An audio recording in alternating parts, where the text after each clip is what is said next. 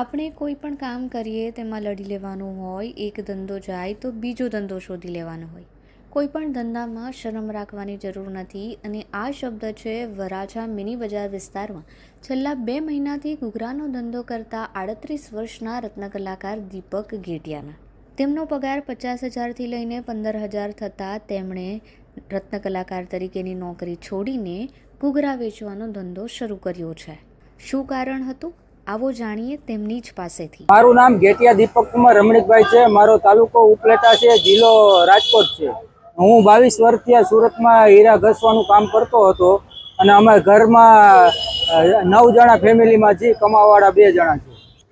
અત્યારે મંદીના હિસાબે ના પાડવામાં આવે છે, હીરા બહુ મળતા નથી બરાબર, એટલે કામ થતું નથી. પહેલા હું 50,000નું કામ કરતો, અત્યારે 15,000નું કામ થતું હતું. એટલે પછી મને એમ થયું કે ચાલો આપણે પોતાનું સ્ટાર્ટઅપ ચાલુ કરીએ. ખાણીપીણી અને સ્વાદ રસિયાઓ માટે વિશ્વભરમાં પ્રખ્યાત એવા સુરત શહેરની ચમક એક રીતે તેના ડાયમંડ ઉદ્યોગને કારણે પણ છે. પરંતુ જે હાથ એક સમયે હીરા પોલિશિંગનું કામ કરતા હતા તે હાથ હવે જાહેર રોડ ઉપર ઘૂઘરા બનાવીને વેચવાનું કામ કરી રહ્યા છે. આ કરુણાંતિકા સુરત શહેરમાં હાલ વસવાટ કરી રહેલા અનેક રત્નકલાકારો સાથે થઈ રહી છે. મૂળ સૌરાષ્ટ્રના અને વર્ષોથી સુરત હીરા ઉદ્યોગમાં કામ કરવા માટે આવેલા પરિવારોના રત્નકલાકારો હવે ફાસ્ટફૂડ વેચતા થઈ ગયા છે. પૂરતું કામ ન મળવું, ઓછા પગાર અને રજાથી કંટાળીને દીપકભાઈએ પોતાની 2 વ્હીલર બાઇક પર ઘૂઘરા વેચવાનું શરૂ કર્યું છે. હું બપોરે 3 વાગ્યાથી જીકે ચેમ્બરમાં આવું છું. મિની બજાર Savani main road, GK chamber, 3થી રાતે 9 વાગ્યા સુધી. પછી રાતે જાઉં છું સિટીમાં, રાતે 11 વાગે જાઉં અને 2-3 વાગે આવું છું ઘરે પાછો.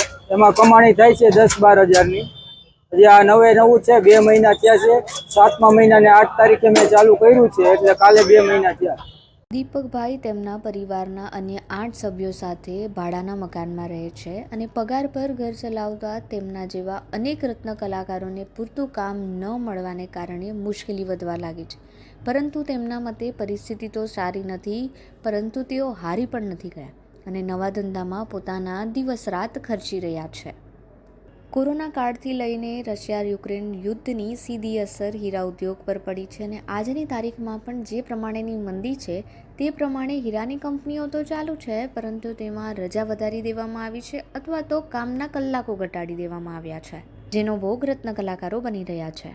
રોજના હું અત્યારે તો 100-200 નંગ તૈયાર કરું છું ને મારા પત્ની, મારા મમ્મી, મારો ભત્રીજો અને દીકરીઓ બધા મદદ કરે છે. એ ઘરે બનાવે છે, હું અને આ બાઇક ઉપર લઈને રોડ ઉપર ફેરી કરું છું.